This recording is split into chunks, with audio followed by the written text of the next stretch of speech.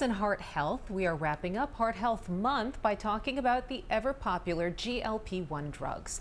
These medicines like Ozempic and Wegovy are used to treat diabetes, typically, but they're also being prescribed for people who are trying to lose weight. Well, now there's mounting evidence that GLP-1s could be a powerful tool in preventing heart attacks and strokes.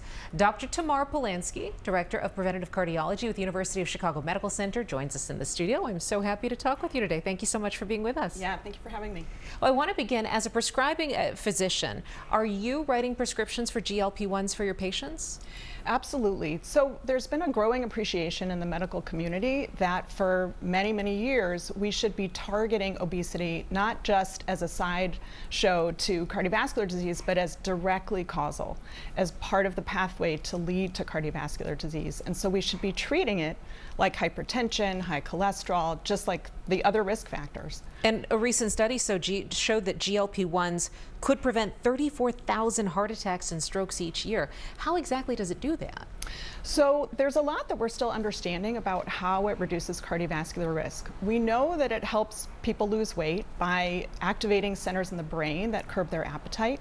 It also creates changes in the intestines so that you start to feel full earlier and eat less. But it seems to be more than just the weight loss itself, because it decreases inflammation in the arteries. It actually decreases heart failure symptoms and shortness of breath. And so it seems to be what we would call a disease-modifying treatment. And so before you prescribe these medications, what is it that you're looking for in your patient's profile? Well, one of the most important questions is first to ask a patient whether they want to embark on this treatment. It is involving some, things like injections under the skin at home that patients do themselves. Not everybody feels comfortable. There are side effects. There are potential side effects. I should mention that they're rare, but there absolutely are things like constipation, diarrhea, nausea.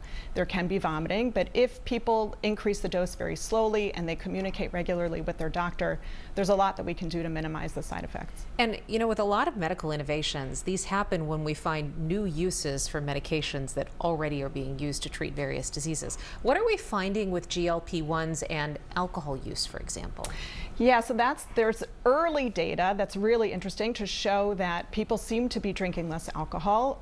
It's probably related to the effects on the brain that have to do with cravings in the same way that it does with feeling cravings for food. And the cardiovascular implications of that are really significant because we know that alcohol increases the risk of rhythm abnormalities and hypertension and high cholesterol as well. So the impacts of that are really far-reaching. For anyone who's watching at home right now, how do they start this discussion to see if maybe GLP-1s are right for them? I would say first, going to their healthcare provider, and for a lot of people that's driven by their insurance coverage in terms of whether they're able to get the medication, unfortunately.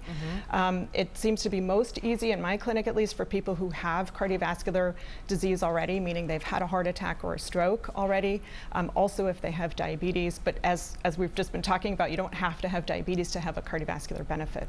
Okay, Dr. Tamar Polansky, thank you so much for being with us today. Watch breaking news on YouTube. Subscribe to ABC7 Chicago Eyewitness News.